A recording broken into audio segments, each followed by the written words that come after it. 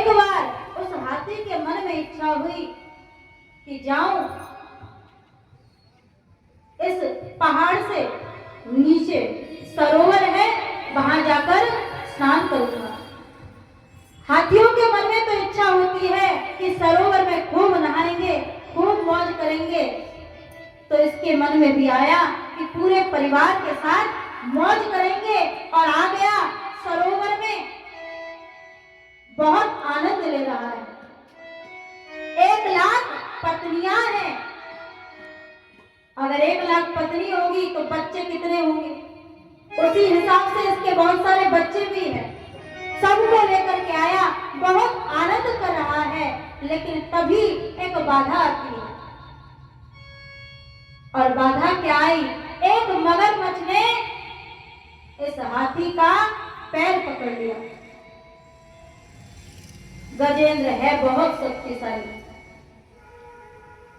कितना शक्तिशाली? बोले एक गजेंद्र, इसमें 10,000 हाथियों का बल है।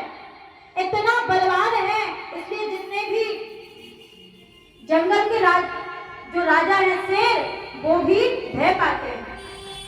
छोटे छोटे जीव इन्हीं के आश्रय में सुखी रहते हैं। इतना बलवान। तो इसने अपना बल लगाया, बल लगाता रहा, लेकिन बल कितने दिन लगाए? ये है थलचर और मगरमच्छ है जलचर। इसकी शक्ति क्षीण पड़ने लगी। अपने पत्नियों से मदद मांगी।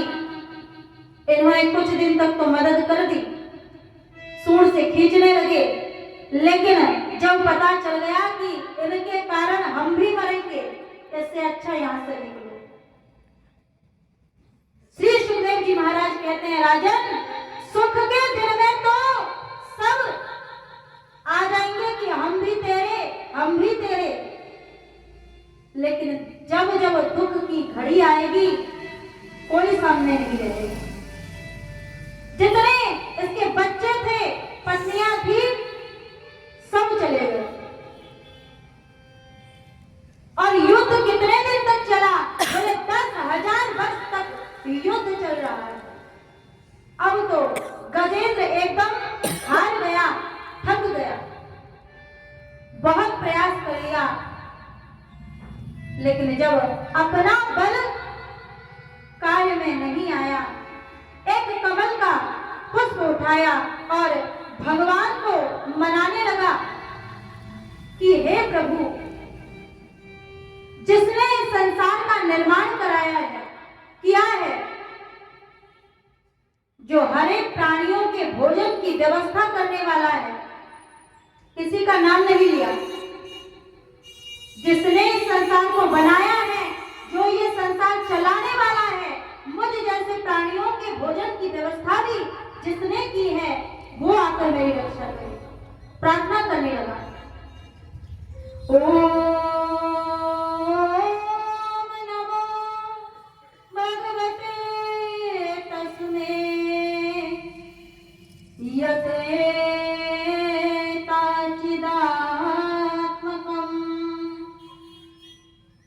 पुरुषाय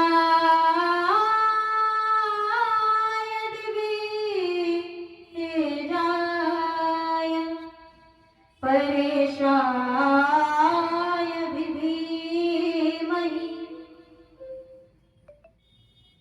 जो इस संसार के निर्माता हैं, वो आकर मेरी रक्षा करे। कमल का पुष्प उठाया, सूंड में लेकर के भगवान को याद कर रहा है। और आज भगवान, जैसे ही गजेंद्र ने प्रार्थना की, तुरंत भक्तवत्सल भगवान प्रकट हो जाते हैं। वह भक्तवत्सल भगवान की जय, नारायण भगवान की जय हो। भगवान तो तैयार बैठे हैं कि कोई मुझे बुलाए, लेकिन बुलाने वाले हम हैं ही नहीं। अगर भगवान को हम प्रेम से बुलाएंगे, भगवान आए बिना नहीं रहेंगे। गजेंद्र ने प्रार्थना की, गरुड़ के ऊपर भगवान सवार हुए। गरुड़ के मन में अहंकार आ गया कि भगवान तो हमारे बिना कहीं जाते ही नहीं है, हम ही भगवान का भार